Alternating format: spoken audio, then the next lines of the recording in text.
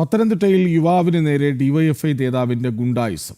വഴിയിൽ വാഹനം പാർക്ക് ചെയ്തതിന് കാരംവേലി സ്വദേശിയെ ആക്രമിച്ചു.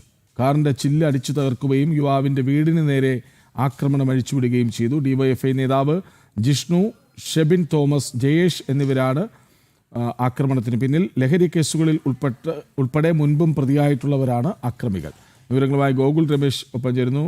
ഗോകുൽ, ലഹരി കേസുകളിലടക്കം പിടിയിലായവരാണ് ഈ അക്രമികൾ. ഇപ്പോൾ പാർക്ക് ചെയ്യുന്നതുമായി ബന്ധപ്പെട്ട തർക്കം ഒരു യുവാവിനെ അങ്ങ് ആക്രമിക്കുകയാണ്. അയാളുടെ വീടിന് നേരെ പോലും ആക്രമണം അഴിച്ചുവിടുന്നു. വിവരങ്ങൾ.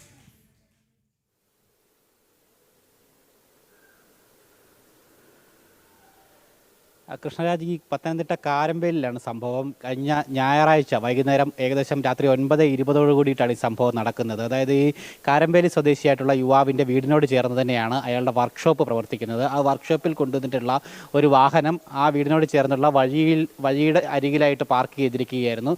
തുടർന്നാണ് ഈ മദ്യപിച്ചെത്തിയിട്ടുള്ള ഈ അക്രമി സംഘം അവിടേക്ക് വരികയും അവിടെ എത്തുമ്പോൾ ഈ വാഹനത്തിന് പാർക്ക് ചെയ്തതിനെ ചൊല്ലി തർക്കമുണ്ടാവുകയും അനാവശ്യ വാക്കുകളടക്കം അല്ലെങ്കിൽ ചീത്ത വിളിച്ചുകൊണ്ട് ഈ യുവാവിന് നേരെ അക്രമം അഴിച്ചുവിടുകയും ചെയ്തത്.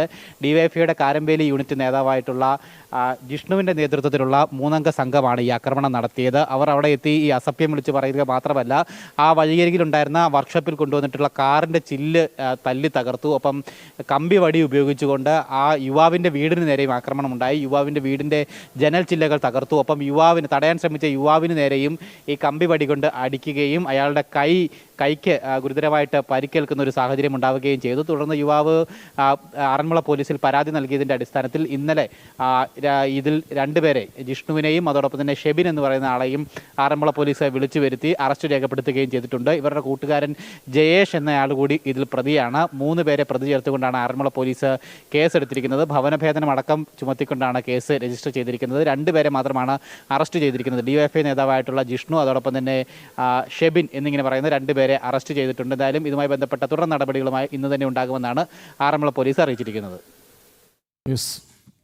പത്തനംതിട്ടയിൽ യുവാവിന് നേരെ ഡിവൈഎഫ്ഐ നേതാവടക്കം 3 പേരുടെ ഗുണ്ടായിസം. വിവരങ്ങൾ നൽകുകയായിരുന്നു ഗോകുൽ രമേശ്.